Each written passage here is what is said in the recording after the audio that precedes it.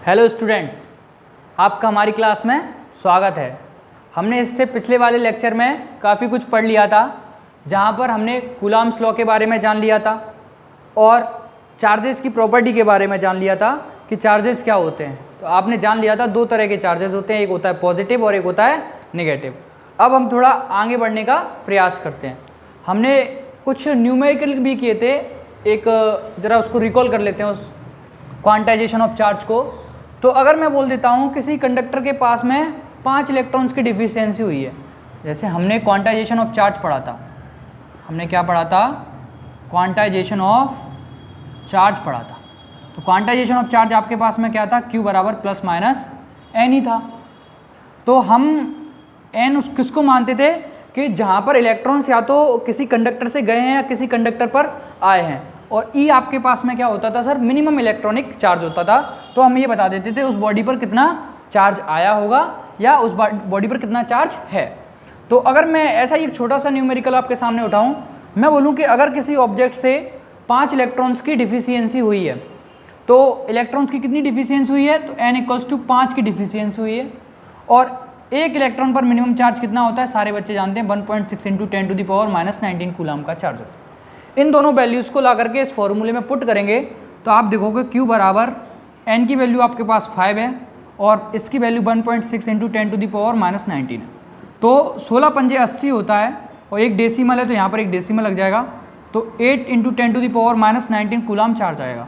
अब ये बताइए, ये चार्ज पॉजिटिव आएगा कि नेगेटिव आएगा?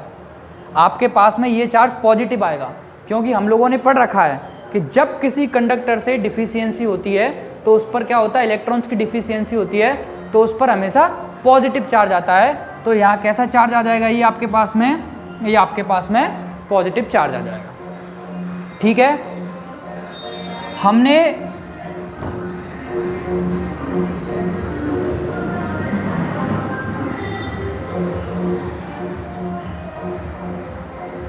हमने कूलम्ब्स लॉ के बारे में भी पढ़ा था।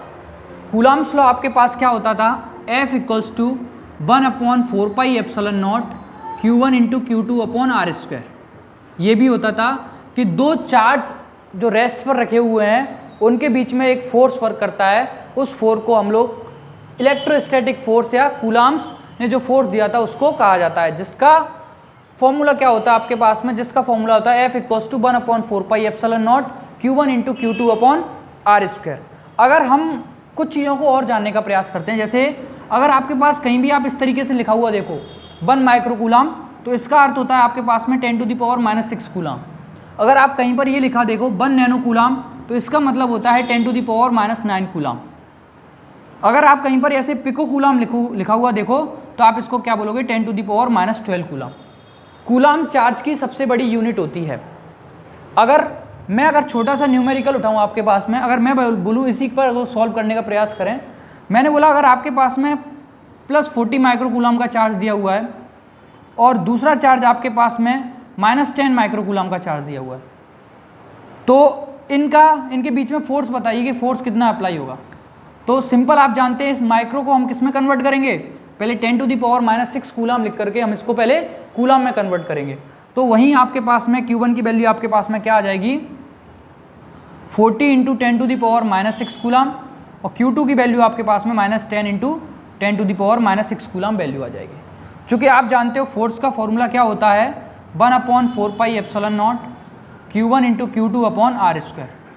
1/4πε0 9 × 10⁻9 और Q1 × Q2 की आप वैल्यू रख दीजिए यहाँ पर, तो 40 × 10⁻6 × 10 × 10⁻6। हमें सिर्फ इसके मैग्नीट्यूड से मतलब होता है। और मैं बोल दूँ R=2 मीटर पर ये दोनों चार्ज रखे हुए हैं एक दूसरे से, तो इसका 2 मीटर का क्या कर दोगे आप लोग, होल स्क्वायर कर दोगे। तो 6 और 6 12, 12 में से 9 जाएंगी तो क्या बचेगी, 10⁻−3, और 40 और 9 का गुणा करोगे तो आपके पास में कितना हो जाएगा, 40 और 9 को 36 यानी 360 हो जाएगा। और ये इसका 4 से क्या दे दोगे आप लोग, डिवाइड दे दोगे, तब आप देखोगे कि 4 का 9 टाइम जाएगा और ये 0, तो आपके पास में यहाँ से कितना आ गया, 90 × 10⁻3। एक इसको दे दीजिए तो ये कितना बचेगा आपके पास में, 9 × 10⁻2 कूलम। तो फोर्स न्यूटन, क्योंकि फोर्स की ऐसा यूनिट आपके पास में क्या होती है, न्यूटन होती है। तो यहाँ से इस दोनों चार्ज के बीच में कितना फोर्स एप्लीकेबल होगा, इन दोनों चार्ज के बीच में अगर ये दोनों चार्ज रखे हुए हैं तो 9 × 10⁻⁻² न्यूटन होगा। इसको एक और तरीके से भी लिखा जा सकता है 0.09 न्यूटन, 0.09 न्यूटन, क्योंकि इसमें 100 का डिवाइड हो रहा है। कैसे देखिए, अगर ये 9 × 10⁻² लिखा हुआ है, इस 2 को मैं नीचे ले जाऊंगा तो 9/100 लिखूंगा और इस 100 से जब मैं इसमें डिवाइड दूंगा तो 0.09 टाइम्स क्या जाएगा, ये डिवाइड जाएगा। चूँकि अब हम थोड़ा आगे बढ़ते हैं और हम आगे के टॉपिक्स के बारे में थोड़ा जानते हैं। अब आगे आएगा आपके पास में इलेक्ट्रिक फील्ड और इलेक्ट्रिक फील्ड इंटेंसिटी, और इससे रिलेटेड थोड़ी बहुत कुछ थ्योरम्स आएंगी, तो ज़रा हम उसको करने का प्रयास करते हैं।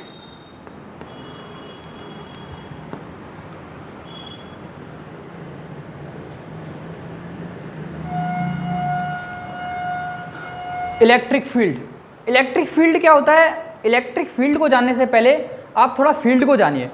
हर किसी व्यक्ति का अपना अपना कुछ ना कुछ क्षेत्र होता है, उसी तरीके से भाई इलेक्ट्रिक चार्ज का भी अपना कुछ ना कुछ क्या होगा, फील्ड होगा। जैसे आप कहीं पर खड़े हो तो आपके चारों ओर आपको जहाँ तक आपकी नज़र पड़ेगी कह रहा है ये मेरा थोड़ा एरिया है। आपके घर पे अगर है कोई तो आप बोलोगे ये मेरा एरिया है। उसी तरीके से चार्ज क्या बोलता है, मेरा भी कुछ ना कुछ फील्ड होगा। जैसे मैंने बोला अगर मेरे पास +Q चार्ज है तो इसका क्या होगा, कुछ ना कुछ फील्ड होगा, इसका कुछ ना कुछ क्षेत्र होगा। मैंने अगर इमेजिन कर लिया मेरे पास इसका इतना रीजन है, तो अब क्या होगा, अगर इस फील्ड में कोई दूसरा व्यक्ति आएगा, अगर कोई दूसरा चार्ज आएगा तो इससे कुछ ना कुछ प्रभावित तो वो होगा। जैसे मान लो आप कहीं पर खड़े हो, आपका एक रीजन है, वहाँ पर कोई दूसरा व्यक्ति आ जाए, आप पे दादागिरी करे, कुछ भी करे, तो आप उसको क्या करोगे, आपके क्षेत्र में होगा तो आप उस पर अटैक करोगे, कुछ ना कुछ करने का प्रयास जरूर करोगे। उसी तरीके से जब किसी चार्ज के चारों ओर का रीजन जो रहता है वो उसका फील्ड रहता है। अगर इस रीजन के अंदर कोई दूसरा चार्ज आता है तो ये उस पर कुछ ना कुछ फोर्स एक्सपीरियंस करता है। अब वो फोर्स अगर ये नेगेटिव चार्ज होगा तो ये अट्रैक्टिव फोर्स फील्ड एक्सपीरियंस करेगा। वहीं अगर कोई दूसरा चार्ज +Q होगा तो वो क्या करेगा, एक रिपल्सिव नेचर का फोर्स एक्सपीरियंस करेगा। तो आप यहाँ से ये कह सकते हो रिपल्सिव नेचर का फोर्स एक्सपीरियंस करेगा। तो आप यहाँ से कह सकते हो कि इलेक्ट्रिक फील्ड बस कुछ नहीं होता, एक चार्ज के चारों ओर का वो रीजन होता है जिसमें अगर कोई दूसरा चार्ज एंटर करता है तो वो कुछ ना कुछ चीज़ें एक्सपीरियंस करेगा। वो एक्सपीरियंस की फॉर्म क्या होगी आपके पास में, या तो अट्रैक्टिव होगी या वो रिपल्सिव होगी। तो अगर डेफिनेशन बोली जाए तो the region around an electric charge which experience a repulsive और attractive force is called an electric field of a charge. इस बात को क्या कहा जाता है, इलेक्ट्रिक फील्ड कहा जाता है। बस इसी से रिलेटेड बिल्कुल आपकी क्या है, आपके पास में इलेक्ट्रिक फील्ड इंटेंसिटी है। इलेक्ट्रिक फील्ड इंटेंसिटी है। अब इलेक्ट्रिक फील्ड इंटेंसिटी क्या होती है, जैसे मैंने कहा एक चार्ज के चारों ओर का रीजन आपके पास में ये है। अब दूसरा चार्ज इसमें एंट्री किया तो मैं उस चार्ज को यूनिट पॉजिटिव टेस्ट चार्ज मान लेता हूँ। तो ये चार्ज जहाँ पर एक्सपीरियंस कर रहा है, जैसे मान लो अगर जितना जितना ये अंदर आता जा रहा है, अंदर एंट्री ले रहा है, तो इस पॉइंट पर ये अलग फोर्स फील करेगा। इस पॉइंट पर क्या करेगा, ये अलग फोर्स फील करेगा। इस पॉइंट पर ये क्या करेगा, अलग फोर्स फील करेगा। जैसे इस बात को ऐसे समझ लो कि मान लो तुम रह रहे हो दिल्ली और दिल्ली से तुम्हें आना है अपने घर। तो जब तुम दिल्ली से चले तो सहमे चले, डरे डरे चले, तो तुम वहाँ पर अलग फोर्स फील कर रहे थे। लेकिन जैसे ही जैसे तुम अपने घर की ओर नज़दीक आते गए, वहाँ तुम्हें ताकत आ गई, अब तो ये मेरा एरिया आ गया। तो उसी तरीके से तुमने हर पॉइंट पर अलग अलग फोर्स को फील किया। तो उसी तरीके से किसी रीजन के अंदर कोई चार्ज जिस पॉइंट पर जिस फोर्स को फील करता है, उसी बात को क्या कहा जाता है, उस चार्ज की इलेक्ट्रिक फील्ड इंटेंसिटी कहा जाता है। जैसे मैंने कहा कि ये कोई चार्ज है, इस पॉइंट पर रखा हुआ है, इस पॉइंट पर आ गया और इस पॉइंट पर F फोर्स को फील कर रहा है, और इस चार्ज को क्या यूनिट पॉजिटिव टेस्ट चार्ज बोला है, इसके कारण ये F फोर्स फील कर रहा है। तो इलेक्ट्रिक फील्ड इंटेंसिटी का फॉर्मूला आपके पास में क्या होता है, इलेक्ट्रिक फील्ड इंटेंसिटी का फॉर्मूला आप लोग क्या होता है आपके पास में, क्या होता है, E = F/Q0, जहाँ हम ये कहते हैं जो फोर्स है और यूनिट पॉजिटिव टेस्ट चार्ज है, इन दोनों के रेशियो को आप लोग क्या बोलोगे, इलेक्ट्रिक फील्ड इंटेंसिटी बोलोगे। जिस पॉइंट पर जो फोर्स फील होगा उस बात को इलेक्ट्रिक फील्ड इंटेंसिटी बोलोगे। इलेक्ट्रिक फील्ड इंटेंसिटी की ऐसा यूनिट क्या होगी, फोर्स की ऐसा यूनिट होती है न्यूटन, चार्ज की होती है कूलाम, तो इसकी ऐसा यूनिट आपके पास में क्या हो जाएगी, न्यूटन पर कूलाम हो जाएगी। ठीक है, इलेक्ट्रिक फील्ड इंटेंसिटी एक वेक्टर क्वांटिटी है, इलेक्ट्रिक फील्ड इंटेंसिटी एक वेक्टर क्वांटिटी है, और इसका अगर आप लोग डायमेंशनल फॉर्मूला निकालने का प्रयास करोगे तो हाँ, मेरी बात एक और ध्यान सुनना, कोई भी डायमेंशनल फॉर्मूले को रटे ना, क्योंकि रटना सबसे बेकार रहता है। आप चीज़ों को जितना समझने का प्रयास करोगे उतना आप सबके लिए बहुत अच्छा होगा। चीज़ों को समझने का प्रयास करो, नई चीज़ें समझ आती तब भी एक दिन समझ नहीं आएगी, 2 दिन समझ नहीं आएगी, 3 दिन नहीं आएगी, चौथे दिन तो आएगी। तो आप जितना हो सकता है चीज़ों को समझने का प्रयास करो, बड़ा मज़ा आएगा। तो फोर्स का फॉर्मूला क्या होता है? ml/t-2, ये तो वर्क का होता है। ml/t-2 किसका होता है? फोर्स का होता है। और चार्ज का डायमेंशनल फॉर्मूला क्या होता है? at होता है। जब मैं इसको ऊपर ले जाऊंगा, तो आप जानते हो ml/t-2, और ये क्या हो जाएगी? इसकी पावर a-1 t-1 हो जाएगी। अब इसका मल्टीप्लाई कर दीजिए, तो ml/t-3 a-1 क्या हो जाएगा? इलेक्ट्रिक फील्ड इंटेंसिटी का आपके पास में डायमेंशनल फॉर्मूला हो जाएगा। अब एक बात कही जाए, इस इलेक्ट्रिक फील्ड इंटेंसिटी की सिग्निफिकेंस क्या है? इस इलेक्ट्रिक फील्ड की सिग्निफिकेंस क्या है? तो सिर्फ इलेक्ट्रिक फील्ड की आपके पास इतनी महत्वपूर्णता है, ये क्या बताने का कार्य करता है? आपको मैग्नीट्यूड और डायरेक्शन बताने का कार्य करेगा कि इसकी किसी चार्ज की आपके पास में क्या डायरेक्शन हो सकती है और क्या उसका मैग्नीट्यूड फाइंड होगा, ये बताने का कार्य करता है आपके पास में ये। ठीक है,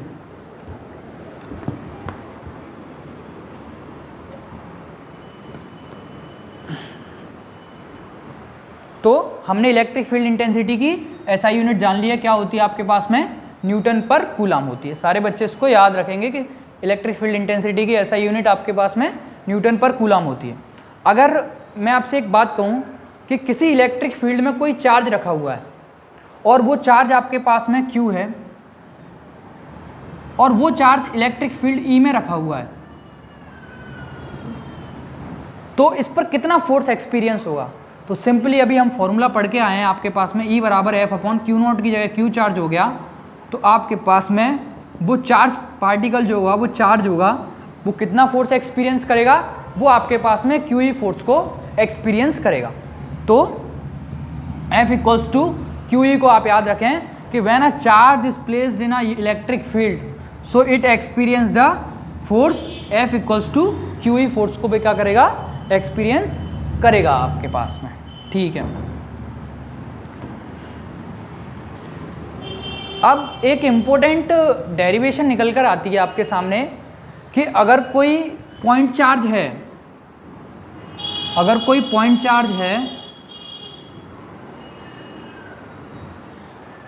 तो ये कोई पॉइंट चार्ज प्लस Q है आपके पास में, तो इससे r डिस्टेंस पर क्या इलेक्ट्रिक फील्ड इंटेंसिटी होगी? अभी तो आपने ये फॉर्मूला सीखा है E = F/Q0। अगर आपको फोर्स दिया होगा और आपको यूनिट पॉजिटिव टेस्ट चार्ज दिया होगा तो आप उसकी इलेक्ट्रिक फील्ड इंटेंसिटी बता देंगे। जैसे मैं कहूँ कि मेरा पास ये चार्ज यहाँ पर रखा हुआ है, आप ये बताइए इस पॉइंट पर इलेक्ट्रिक फील्ड इंटेंसिटी क्या होगी? तो आप इसको किस तरीके से निकालोगे? चूँकि ये अकेला सिंगल चार्ज है और इसके कारण इलेक्ट्रिक फील्ड इंटेंसिटी तो जरूर होगी। तो हम कैसे जान सकते हैं इसको मैंने बोला कि अगर आपके पास में प्लस Q चार्ज रखा है और हमें r डिस्टेंस पर, मतलब कोई भी, यहाँ ले लो, कहीं भी ले सकते हो, हमें r डिस्टेंस पर आपके पास एक पॉइंट P है, इस पर आप इलेक्ट्रिक फील्ड इंटेंसिटी को मानिए, बताइए क्या हो निकल सकती है? तो हमने कहा ठीक है बता देंगे। तो मैंने क्या किया, इमेजिन कर लिया, जैसे अभी थोड़ी देर पहले बताया था कि अगर कहीं कुछ भी नहीं मान सकते तो हम लोग यूनिट पॉजिटिव टेस्ट चार्ज रखा हुआ मान लेते हैं। तो मैंने कहा कि इस पॉइंट पर यूनिट पॉजिटिव टेस्ट चार्ज एक प्लस Q0 रखा होगा, जो कि इस चार्ज के कारण इस पॉइंट पर हमें निकाल लिए, तो हमने इस पर रखा हुआ मान लिया। और आप जानते हो ये दोनों चार्ज कैसे रखे होंगे? स्टेट ऑफ रेस्ट वाली कंडीशन में रखे होंगे। तो जब ये दोनों रखे होंगे तो ये प्लस Q और ये प्लस Q0, तो ये क्या करेगा? At point P the unit positive test charge, या इन दोनों के बीच में एक फोर्स लगेगा बाय द कूलाम्स लॉ। हम कूलाम्स लॉ से क्या निकाल सकते हैं? इन दोनों के बीच में फोर्स निकाल सकते हैं।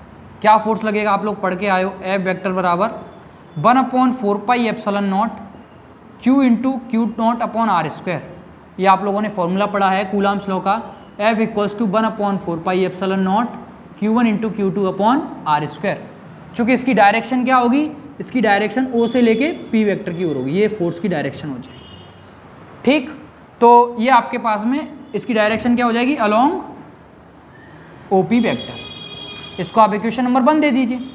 अब आपको क्या निकालना है, इलेक्ट्रिक फील्ड इंटेंसिटी निकालनी है 1 पॉइंट चार्ज के कारण। तो आप इलेक्ट्रिक फील्ड इंटेंसिटी का फॉर्मूला जानते ही हो। इलेक्ट्रिक फील्ड इंटेंसिटी E बराबर क्या होती है आपके पास में, F/Q0।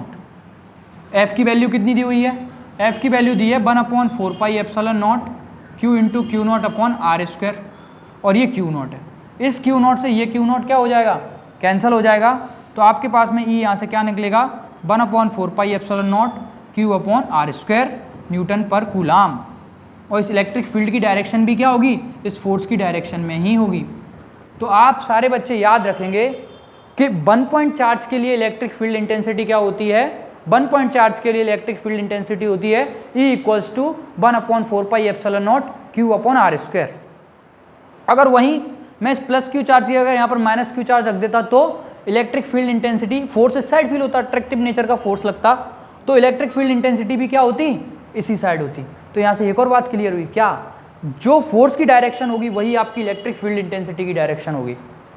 अगर फोर्स की डायरेक्शन इस साइड है तो इलेक्ट्रिक फील्ड इंटेंसिटी की डायरेक्शन इस साइड होगी। अगर फोर्स की डायरेक्शन अवे फ्रॉम पॉइंट है तो इलेक्ट्रिक फील्ड इंटेंसिटी की डायरेक्शन क्या होगी, अवे फ्रॉम पॉइंट होगी। तो यहाँ से एक बात और क्लियर हुई कि अगर आपके पास एक प्लस Q चार्ज है और एक माइनस Q चार्ज है तो इलेक्ट्रिक फील्ड इंटेंसिटी की डायरेक्शन जो होगी वो प्लस Q चार्ज से हमेशा बाहर की ओर होगी, away from point. The electric field intensity is away from point from a plus Q charge and the electric field intensity towards the minus Q charge, जब फोर्स अट्रैक्टिव नेचर का लग रहा हो। तो यहाँ से ये इलेक्ट्रिक फील्ड इंटेंसिटी होगी अवे फ्रॉम पॉइंट और ये टुवार्ड्स द चार्ज। इस यहाँ से इलेक्ट्रिक फील्ड इंटेंसिटी क्या होगी, टुवार्ड्स द चार्ज होगी। आपके पास में इलेक्ट्रिक फील्ड इंटेंसिटी होगी। तो आप इस बात को हमेशा याद रखना कि the electric field intensity by unit positive by single point charge by due point 1 point charge E = 1/4πε0 Q/R² Newton पर कूलम।